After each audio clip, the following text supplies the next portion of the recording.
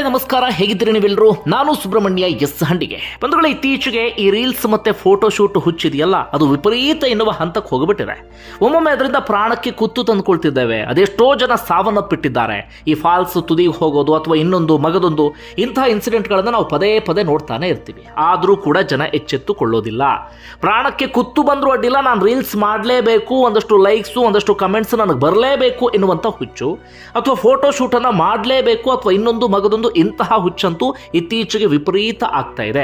ಅದೆಷ್ಟೇ ಜಾಗೃತಿ ಮೂಡಿಸಿದ್ರು ಕೂಡ, ಅದೆಷ್ಟೇ ಎಚ್ಚರಿಕೆಯಿಂದ ಇರಿ ಅಂದ್ರೂ ಕೂಡ ಜನ ಮಾತ್ರ ಎಚ್ಚೆತ್ತುಕೊಳ್ಳೋದಿಲ್ಲ. ಈ ಮಾತನ್ನು ಹೇಳೋದಕ್ಕೆ ಕಾರಣ ಏನಪ್ಪ ಅಂದ್ರೆ, ಸದ್ಯ ಒಂದು ಘಟನೆ ಸೋಷಿಯಲ್ ಮೀಡಿಯಾದಲ್ಲಿ ಸಿಕ್ಕಾಪಟ್ಟೆ ವೈರಲ್ ಆಗ್ತಾ ಇದೆ, ಸಾಕಷ್ಟು ಚರ್ಚೆಗೆ ಗ್ರಾಸವಾಗಿದೆ. ಮತ್ತೊಮ್ಮೆ ನಿಮ್ಮನ್ನ ಎಚ್ಚರಿಸುವಂತ ಉದ್ದೇಶದಿಂದ, ಜಾಗೃತಿ ಮೂಡಿಸುವಂತ ಉದ್ದೇಶದಿಂದ ಈ ವಿಡಿಯೋವನ್ನ ಮಾಡ್ತಾ ಇದ್ದೇನೆ. ಬಂಧುಗಳೇ, ಇಲ್ಲೇನಾಗಿದೆ ಅಂದ್ರೆ, ಹೊಸದಾಗಿ ಮದುವೆ ಆಗಿದ್ರು, ಭವಿಷ್ಯದ ಬಗ್ಗೆ ಅದು ಎಷ್ಟು ಕನಸನ್ನ ಕಟ್ಕೊಂಡಿದ್ರೇನೋ ಗೊತ್ತಿಲ್ಲ.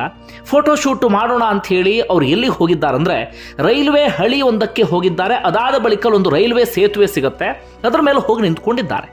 ಅದು ಏನಾಗಿದೆ ಅಂದ್ರೆ, ತುಂಬಾ ಇಕ್ಕಟ್ಟಿನ ಪ್ಲೇಸ್ ಅದು. ಒಂದು ಟ್ರೈನ್ ಪಾಸ್ ಆಗಬಹುದು ಅಷ್ಟೇ, ಜನ ನಿಂತ್ಕೊಳ್ಳೋದಕ್ಕೂ ಕೂಡ ಅಲ್ಲಿ ಅವಕಾಶ ಇಲ್ಲ, ಅಂತಹ ಪ್ಲೇಸ್ ಅದು. ಇದ್ದಕ್ಕಿದ್ದ ಹಾಗೆ ಟ್ರೈನ್ ಬರುತ್ತೆ, ಆ ದಂಪತಿಗೆ ಭಯ ಆಗುತ್ತೆ, 90 ಅಡಿ ಕೆಳಗಡೆ ಹಾರ್ತಾರೆ. ಸದ್ಯ ಗಂಡ ಹೆಂಡತಿಯ ಸ್ಥಿತಿ ತೀರಾ ಗಂಭೀರ ಎನ್ನುವ ರೀತಿಯಲ್ಲಿದೆ. ಏನು ಎತ್ತ ಎಲ್ಲಾಗಿದ್ದು ಆ ಡೀಟೇಲ್ಸ್ ಅನ್ನ ಹೇಳ್ತಾ ಹೋಗ್ತೀನಿ, ಕೇಳಿ. ಬಂಧುಗಳೇ, ಈ ಘಟನೆ ನಡೆದಿದ್ದು ನಮ್ಮ ರಾಜ್ಯದಲ್ಲ, ರಾಜಸ್ಥಾನದಲ್ಲಿ. ಆದರೆ ಎಲ್ಲ ಕಡೆಗಳಲ್ಲೂ ಕೂಡ ಸದ್ದು ಮಾಡ್ತಾ ಇದೆ. ಇದು ಯಾವುದೋ ಒಂದು ರಾಜ್ಯಕ್ಕೆ ಅನ್ವಯ ಆಗುವಂಥದ್ದಲ್ಲ, ಪ್ರತಿಯೊಬ್ಬರಿಗೂ ಕೂಡ ಇದು ಅನ್ವಯ ಆಗುತ್ತೆ. ಯಾಕಂದರೆ ಎಲ್ರಿಗೂ ರೀಲ್ಸ್ ಹುಚ್ಚಿರುತ್ತೆ, ಎಲ್ರಿಗೂ ಫೋಟೋ ಶೂಟ್ ಹುಚ್ಚಿರುತ್ತೆ. ಆ ರೀಲ್ಸು ಫೋಟೋ ಶೂಟ್ ಹುಚ್ಚು ಒಮ್ಮೊಮ್ಮೆ ಏನು ಮಾಡಿಬಿಡುತ್ತೆ ಅಂದರೆ, ನಮ್ಮ ಮೈ ಮರೆಸಿ ಬಿಡುತ್ತೆ. ಏನಾದ್ರಾಗಲಿ ಮಾಡಲೇಬೇಕು ಎನ್ನುವ ಹಂತಕ್ಕೆ ತೆಗೆದುಕೊಂಡು ಹೋಗಿಬಿಡುತ್ತೆ. ಇಲ್ಲೂ ಕೂಡ ಅವರಿಬ್ಬರು ಬಹಳ ಚಿಕ್ಕ ವಯಸ್ಸಿನವರು. ರಾಹುಲ್ ಮೆವಾಡ ಅಂತ ಆತನ ಹೆಸರು, 22 ವರ್ಷ. ಆಕೆ ಹೆಸರು ಜಾಹ್ನವಿ ಅಂತ, 20 ವರ್ಷ. ಮದುವೆ ಆಗಿತ್ತು. ಮದುವೆ ಆದಮೇಲೆ ಎಲ್ಲ ಕಡೆಗಳಲ್ಲೂ ಕೂಡ ಓಡಾಡ್ತಾ ಇದ್ರು. ಅದೇ ರೀತಿಯಾಗಿ ಫೋಟೋ ಶೂಟ್ ಮಾಡಿಸೋಣ ಅಂತ ಹೇಳಿ ಒಂದಷ್ಟು ಫ್ರೆಂಡ್ಸ್ ಕರ್ಕೊಂಡು ಅಥವಾ ಫ್ಯಾಮಿಲಿಗೆ ಸಂಬಂಧಪಟ್ಟಂಥವ್ರನ್ನ ಕರ್ಕೊಂಡು ಅಲ್ಲಿಗೆ ಬಂದಿದ್ದಾರೆ. ಯಾವ ಪ್ಲೇಸ್ ಅಂದರೆ, ಈ ರಾಜಸ್ಥಾನದ ಪಾಲಿ ಬಳಿ ಇರುವಂಥ ಗೋರ್ಮಘಾಟ್ ಎನ್ನುವಂಥ ಒಂದು ಪ್ರದೇಶ. ಅದು ಬೆಟ್ಟದ ಮೇಲೆ ಅಲ್ಲಿ ರೈಲಿನ ಹಳಿ ಹೋಗುತ್ತೆ, ಅಲ್ಲಿ ರೈಲ್ವೆ ಹಳಿ ಹೋಗುತ್ತೆ. ಜೊತೆಗೆ ಅತ್ಯಂತ ಪಾರಂಪರಿಕ ರೈಲು ಹಳಿ ಅಂತ ಅನ್ಸ್ಕೊಳ್ಳುತ್ತೆ, ಅತ್ಯಂತ ಹಳೆಯ ರೈಲು ಹಳಿ ಅಂತ ಅನ್ಸ್ಕೊಳ್ಳುತ್ತೆ, ಎತ್ತರದ ಪ್ರದೇಶದಲ್ಲಿರುವಂಥ ರೈಲು ಹಳಿ ಅಂತಲೂ ಕೂಡ ಅದನ್ನು ಕರೀತಾರೆ.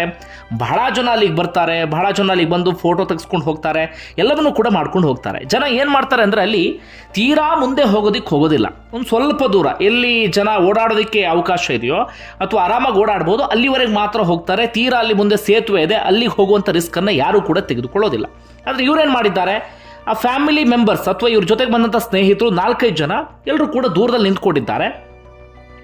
ಇವರಿಬ್ಬರು ಗಂಡ ಹೆಂಡತಿ ಸ್ವಲ್ಪ ಮುಂದೆ ಹೋಗಿ ಫೋಟೋ ಶೂಟ್ ಮಾಡಿಸೋಣ, ಬಹಳ ಚೆನ್ನಾಗಿರುತ್ತೆ ಎನ್ನುವ ಕಾರಣಕ್ಕಾಗಿ ಸೀದಾ ಮುಂದೆ ಹೋಗಿ ನಿಂತ್ಕೊಂಡಿದ್ದಾರೆ. ದೂರದಿಂದ ಯಾರೋ ಫೋಟೋ ತೆಗಿತಾ ಇದ್ರು, ಅವರು ಕೂಡ ಅಲ್ಲಿ ಸೆಲ್ಫಿ ತಗೊಳ್ಳೋದಕ್ಕೆ ಮುಂದಾಗಿದ್ದಾರೆ. ಆದರೆ ಆ ಸಂದರ್ಭದಲ್ಲಿ ಏನಾಗ್ಬಿಟ್ಟಿದೆ, ಟ್ರೈನ್ ಬಂದಿದ್ದು ಇವ್ರ ಗಮನಕ್ಕೆ ಬಂದೇ ಇಲ್ಲ. ಟ್ರೈನ್ ದೂರದಿಂದ ಬರೋದಕ್ಕೆ ಶುರುವಾಗಿದೆ. ದೂರದಿಂದ ಬರುವಂಥ ಸಂದರ್ಭದಲ್ಲೂ ಕೂಡ ಇವರಿಗೆ ಓಡ್ ಹೋಗಿ ತಪ್ಪಿಸ್ಕೊಳ್ಳೋಕೆ ಸಾಧ್ಯವೇ ಆಗಿಲ್ಲ.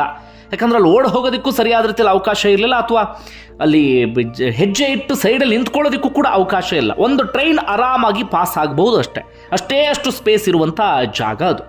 ಇವ್ರ ಸಂಬಂಧಿಕರು ಸ್ನೇಹಿತರು ಯಾರು ದೂರದಲ್ಲಿ ನಿಂತ್ಕೊಂಡಿದ್ರು ಅವರೆಲ್ಲರೂ ಕೂಡ ಅಲ್ಲಿಂದ ಓಡ್ ಹೋಗಿಬಿಡ್ತಾರೆ. ಸೇಫ್ ಆಗಿರುವಂಥ ಪ್ಲೇಸ್ ಎಲ್ಲಿದೆ ಅಲ್ಲಿಗೆ ಓಡೋಗ್ಬಿಡ್ತಾರೆ. ಇವರಿಬ್ಬರು ಮಧ್ಯದಲ್ಲಿ ಸಿಕ್ಕಾಕೊಂಡು ಬಿಡ್ತಾರೆ. ಅತ್ತ ಇತ್ತ ಎಲ್ಲೂ ಕೂಡ ಹೋಗೋದಕ್ಕೆ ಸಾಧ್ಯ ಆಗೋದಿಲ್ಲ. ಟ್ರೈನ್ ಬಹಳ ದೂರದಲ್ಲಿ ಬರ್ತಿರೋದು ಇವ್ರಿಗೆ ಕಣ್ಣಿಗೆ ಕಾಣ್ತಾ ಇದ್ರು ಕೂಡ ಏನು ಮಾಡೋದಕ್ಕೆ ಸಾಧ್ಯ ಆಗಲಿಲ್ಲ. ಇವ್ರಿಗೆ ಇದ್ದಂಥ ಒಂದೇ ಒಂದು ಆಪ್ಷನ್ ಏನಪ್ಪ ಅಂದರೆ, ಮೇಲ್ಗಡೆಯಿಂದ ಕೆಳಗಡೆ ಹಾರಲೇಬೇಕು. ಅದೊಂದೇ ಆಪ್ಷನ್ ಇದ್ದಿದ್ದು. ಇಬ್ಬರು ಕೂಡ ಕೈ ಹಿಡ್ಕೊಳ್ತಾರೆ, ಅಲ್ಲಿಂದ ಕೆಳಗಡೆ ಬಿದ್ದೇ ಬಿಡ್ತಾರೆ. ಕೆಳಗಡೆ ನೀರು ಇರಲಿಲ್ಲ, ಅದು ಸೇತುವೆ, ಅದು ರೈಲ್ವೆ ಸೇತುವೆ, ಕೆಳಗಡೆ ನೀರು ಇರಲಿಲ್ಲ. ಈ ಬಂಡೆ ಕಲ್ಲು ಅಂಥದ್ದೆಲ್ಲವೂ ಕೂಡ ಇತ್ತು. ಕೆಳಗಡೆ ಬೀಳ್ತಾ ಇದ್ದ ಹಾಗೆ ಮೂಳೆ ಎಲ್ಲವೂ ಕೂಡ ಮುರಿದು ಹೋಗಿಬಿಟ್ಟಿದೆ. ತಕ್ಷಣವೇ ಆಸ್ಪತ್ರೆಗೆ ದಾಖಲಿಸಿದ್ದಾರೆ. ಆ ಜಾಹ್ನವಿ ಪರಿಸ್ಥಿತಿ ಪರವಾಗಿಲ್ಲ ಎನ್ನುವ ರೀತಿಯಲ್ಲಿದೆ.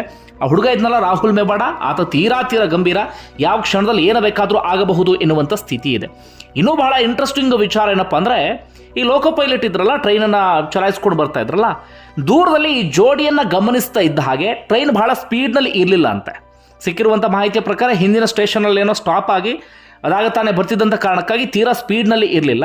ಹೀಗಾಗಿ ಅವರಿಬ್ಬರನ್ನು ನೋಡ್ತಾ ಇದ್ದ ಹಾಗೆ ಕಂಟ್ರೋಲಿಗೆ ತಗೊಂಡು ಬ್ರೇಕ್ ಹಾಕೋದಕ್ಕೆ ಅಥವಾ ಎಮರ್ಜೆನ್ಸಿ ಎನ್ನುವ ಕಾರಣಕ್ಕಾಗಿ ನಿಲ್ಲಿಸೋದಕ್ಕೂ ಕೂಡ ಅವರಿಗೆ ಸಾಧ್ಯ ಆಗಿದೆ. ಇವ್ರು ಇನ್ನೇನು ಹಾರಬೇಕು ಅನ್ನೋ ಸಂದರ್ಭದಲ್ಲಿ ಆ ಟ್ರೈನ್ ಬಂದು ಅವ್ರ ಪಕ್ಕನೇ ನಿಂತ್ಕೊಂಡು ಬಿಟ್ಟಿದೆ. ಅಂದರೆ ಇವ್ರ ಮೇಲೆ ಟ್ರೈನ್ ಹರಿದು ಹೋಗುವ ಸ್ಥಿತಿಯಲ್ಲಿ ಇರಲಿಲ್ಲ, ಅಥವಾ ಟ್ರೈನ್ ಆಕ್ಸಿಡೆಂಟ್ ಆಗುವ ಸ್ಥಿತಿಯಲ್ಲಿ ಇರಲಿಲ್ಲ, ಏನೂ ಕೂಡ ಇಲ್ಲ. ಟ್ರೈನ್ ನಿಂತಿದೆ.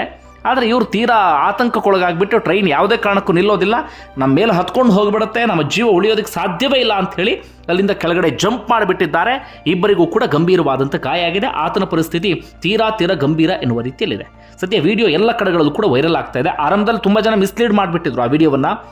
ಏನಂತ ಪೋಸ್ಟ್ ಮಾಡಿದ್ರು ಅಂದರೆ, ಟ್ರೈನ್ ಬರುವ ಸಂದರ್ಭದಲ್ಲಿ ಮೇಲ್ಗಡೆಯಿಂದ ಜಂಪ್ ಮಾಡಿ ಫೋಟೋ ತೆಗೆಸ್ಕೊಳ್ಬೇಕು ಎನ್ನುವ ಕಾರಣಕ್ಕಾಗಿ ಜಂಪ್ ಮಾಡಿದ್ರು ಅವರಿಬ್ರು ಅಂತ ಒಂದಷ್ಟು ಜನ ತಲೆಬರಹವನ್ನು ಹಾಕಿ ಎಲ್ಲ ಕಡೆಗಳಲ್ಲೂ ಕೂಡ ವೈರಲ್ ಮಾಡಿಬಿಟ್ಟಿದ್ರು.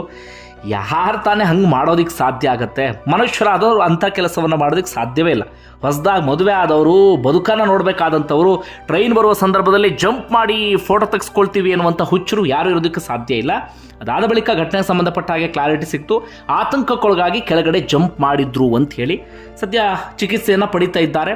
ಇನ್ನು ಲೋಕೋ ಪೈಲಟ್ ಸಮಯ ಪ್ರಜ್ಞೆಯಿಂದ ಟ್ರೈನನ್ನು ಸ್ಟಾಪ್ ಮಾಡಿದ್ರು, ಆದರೆ ಯಾವುದೇ ರೀತಿಯಲ್ಲೂ ಕೂಡ ಪ್ರಯೋಜನ ಆಗಲಿಲ್ಲ. ಯಾಕಂದರೆ ಅಷ್ಟೊತ್ತಿನೊಳಗಾಗಿ ಇವರಿಬ್ಬರು ಜಂಪ್ ಮಾಡಿ ಆಗಿತ್ತು. ಈ ಕಾರಣಕ್ಕಾಗಿ ಹೇಳೋದು, ರೀಲ್ಸ್ ಮಾಡಿ, ಫೋಟೋಶೂಟ್ ಮಾಡಿ, ಏನು ಬೇಕಾದರೂ ಮಾಡಿ, ಆದರೆ ನಿಮ್ಮ ಎಚ್ಚರಿಕೆಯಲ್ಲಿ ನೀವಿರಿ.